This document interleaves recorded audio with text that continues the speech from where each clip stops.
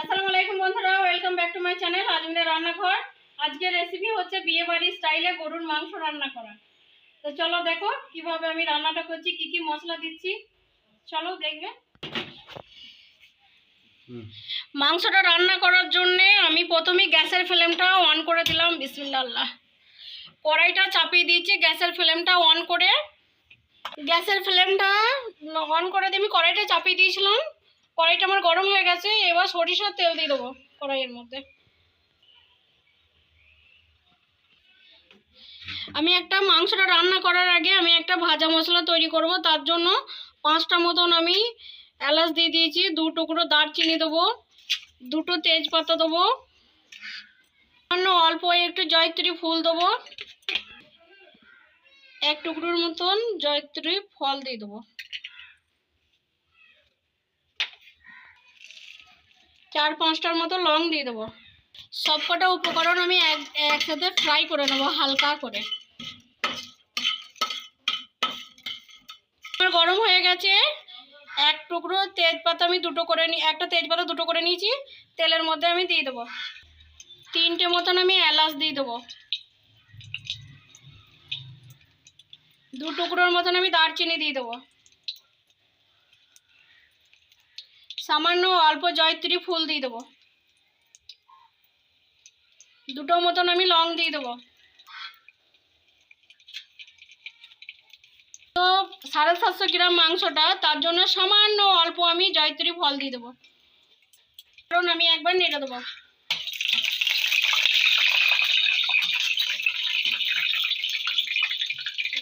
থেকে ধুয়ে রাখা পেঁয়াজের টুকরোগুলো দিয়ে দেবো তেলের মধ্যে। 1 চামচের মতন আমি লবণ অ্যাড করব। আবারও আমি নেড়ে দেবো।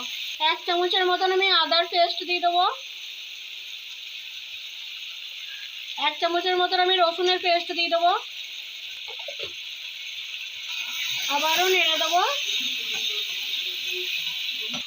হলুদের গুঁড়ো দেবো 1 চামচের মতন। 750 মাংসয় 1 চামচের মতন হলুদ দিলেই হবে। লঙ্কার গুঁড়ো দেবো আমি 1/2 চামচের মতন। আমি আমার মতন দিয়েছি ঝালটা, তোমরা তোমাদের মতন দিয়ে নিও। আবারও ভালো করে কষিয়ে নেবো। এই যে বন্ধুরা, কষানোটা যত সুন্দর হবে রান্নাটা কিন্তু খেতে ততটাই সুন্দর হবে। এই যে বন্ধুরা, 750 গ্রাম মাংস, এই যে আমি এই সাইজের পিসগুলো করে নিয়েছি। তোমরা তোমাদের মতন পিসটা করতে পারো। ভালো করে ধুয়ে আমি পানিটা ঝরিয়ে রেখে দিয়েছি। আমার কষানোটা হয়ে আসছে। এই পর্যায়ে আমি মাংসটা এর মধ্যে অ্যাড করব।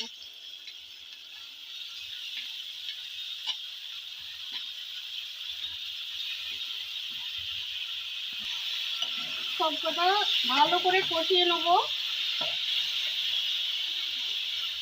মাংসটা কষিয়ে আসার জন্য এর মধ্যে আমি কোনো কিছু পানি অ্যাড করব না। মাংসের মধ্যে যে পানি থাকবে সেই পানিতেই মাংসটা সেদ্ধ হবে। খুব হালকা আঁচ করে দিলাম আমি।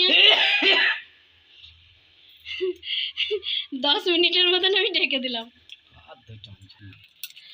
10 মিনিট হয়ে গেছে। ঢাকনাটা খুলে আমি একবার দেখে নেবো। কত পানি বেরিয়ে গেছে, দেখো কত পানি বেরিয়ে গেছে মাংস দিয়ে। এই মাংসের পানিটা দিয়ে আমি ভালো করে মাংসটা কষিয়ে নেব। 10 মিনিটের জন্য আমি ঢেকে দিলাম। 10 মিনিট হয়ে গেছে। ঢাকনাটা খুলে আমি একবার দেখে নেব। ভাজা জিরের গুঁড়ো দিয়ে দেবো চামচের মতন, ধনিয়ার গুঁড়ো দিয়ে দেবো, নেড়ে দেবো।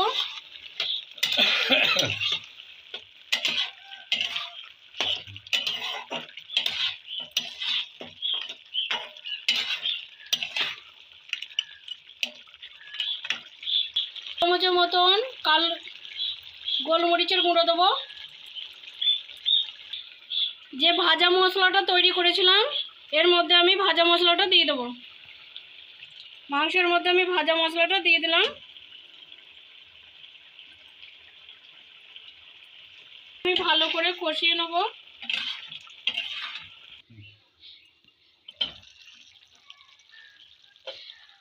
এক চামচের মতন আমি টমেটো কেচাপ দেবো মাংসটার মধ্যে। আবারও হালকা আঁচে ভালো করে কষিয়ে নেব। আবারও 20 মিনিটের মতন ঢেকে দিলাম আমি হালকা আঁচ করে দেবো। হালকা আঁচে আমি মাংসটা আরও ভালো করে সেদ্ধ করে নেব। 20 মিনিট হয়ে গেছে, মাংসটা ঢাকনাটা খুলে আমি একবার দেখে নেব। মাংসটা আমার 100% কুক হয়ে গেছে। এই যে বন্ধুরা, এই পর্যায়ে আমি গ্যাসের ফ্লেমটাও অফ করে দিয়ে আমি মাংসটা নামিয়ে নেব। এই যে বন্ধুরা, আমার কষা মাংসটা 100% হয়ে গেছে, নামিয়ে নিয়েছি। এই যে কত সুন্দর হয়েছে কষা মাংস, একদম লাল লাল, দেখতেও যতটা সুন্দর, খেতেও ঠিক অতটাই সুন্দর হবে। একবার হলেও তোমরা বাড়িতে ট্রাই করবে, বিয়ে বাড়ির স্টাইলে রান্নাটা এইভাবেই রান্নাটা করবে কমপ্লিট। আমি যে প্রসেসে রান্নাটা করেছি, একবার হলেও তোমরা ট্রাই করো। ছোট বড় সবাই খাবে। এইরকমই কালারফুল হবে, দেখতেও সুন্দর হবে, খেতেও সুস্বাদু, দেখতেও খুব সুন্দর হবে, খেতেও সুন্দর হবে। আসসালামু আলাইকুম বন্ধুরা, আমার কষা মাংস রেসিপি যদি ভালো লাগে লাইক কমেন্ট শেয়ার সাবস্ক্রাইব করবে। যারা ইউটিউবে দেখছো তারা সাবস্ক্রাইব করে দেবে, যারা ফেসবুকে দেখছো তারা ফলো করে দেবে, যারা ইনস্টাগ্রামে দেখছো তারা লাইক করে দেবে। মাংস কষা সবাই ভালোবাসে, ছোট বড়। আমি যে স্টাইলে রান্নাটা করেছি সেম প্রসেসে তোমরাও রান্নাটা করো, তোমাদেরও ভালো লাগবে, ছোট বড় সবাই খাবে। আসসালামু আলাইকুম ওয়া রাহমাতুল্লাহি ওয়া বারাকাতুহু।